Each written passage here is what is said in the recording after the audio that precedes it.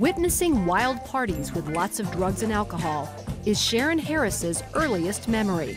Her mom was an addict. Every weekend, there would be lots of drug use, there would be lots of drinking, which would always ultimately end in violence. I was terrified. I never knew as a child, what the next day held. Sharon relied on her sister Sonia to ease the fear. As I laid in the dark in my bed, there was a sense of security, if I just held on to my sister, that I would be all right. Along with fear came confusion. Sharon simply couldn't understand why her mother didn't love her. I know you want to stand here and talk about what you did at school and all of those kind of things. I don't have that kind of time, Sharon. My mother never kissed me. My mother never hugged me. I would, do anything that would appear to make her happy just so that I could get the love and affection and acceptance from her. But it never happened. As she grew older, her fear of drugs and what they had done to her family turned into curiosity. I can remember as early as 10 years old, I experimented with marijuana. When her mother found out, she gave her more. So Sharon and her mom started getting high together. She would cry, I would cry. We were able to connect or communicate in a way that we never did. Then Sharon was raped by a neighbor. Assuming it was yet another normal part of life, Sharon continued to sleep with the man who was 20 years old. Sharon was 11. It wasn't long before she was pregnant and gave birth to a boy. Social services quickly removed the child from her care. It was extremely, extremely difficult. I had no reason to live. That's how I felt. I felt that I had no reason to live because the only thing that I felt that loved me was this baby.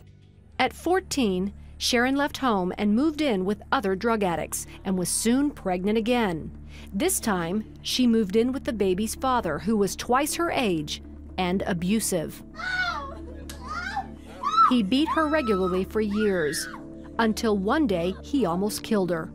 She knew she had to leave. Another drug addict took Sharon and her daughter in. His house was also full of violence. They would be fighting over the gun, and I'm sitting there, my daughter, at any time it could have just went off and killed me, killed her. Sharon knew her life was a mess, but did not know how to change. I lived every day of my life in a state of hopelessness. I never thought at this point anything good could come out of my life.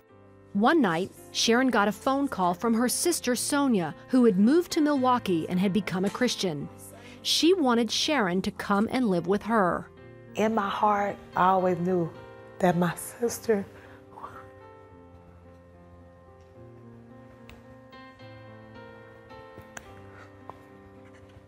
I knew that my sister loved me.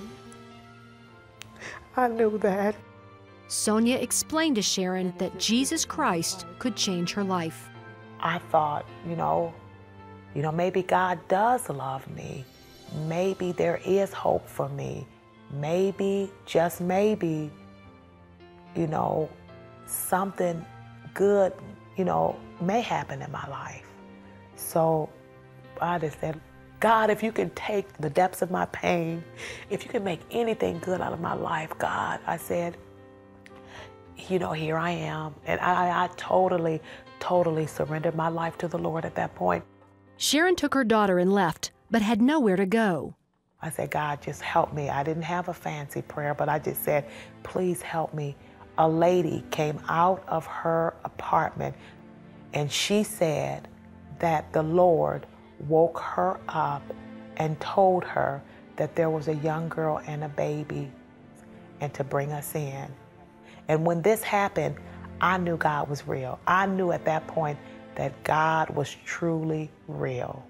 The woman helped Sharon connect with the women's shelter. The staff helped her gain custody of her first child and provided transportation to Milwaukee. At 17 years old, Sharon and her children moved in with her sister and left a life of drugs and alcohol behind. You know, for me, I didn't have the 12 steps. I didn't have any treatment. I had the Word of God. I was in an environment that was conducive to my spiritual growth and maturity. Sharon met and married a Christian man named Harry who raised her children as his own. She got her GED and went on to get a college degree.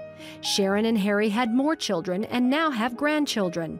And the son she had when she was 12 is now a missionary. Sharon wrote a book, Exposing the Pain. Today, she travels around the nation telling her dramatic story and sharing how God can save, even in the midst of despair. He rescued me. He saw in me what I could become. He loved me too much to leave me in the hopeless state that I was in. And He has caused something beautiful to come out of my life. And the pain of my past no longer dictates my future, because I realize, because of Jesus Christ, I have a future.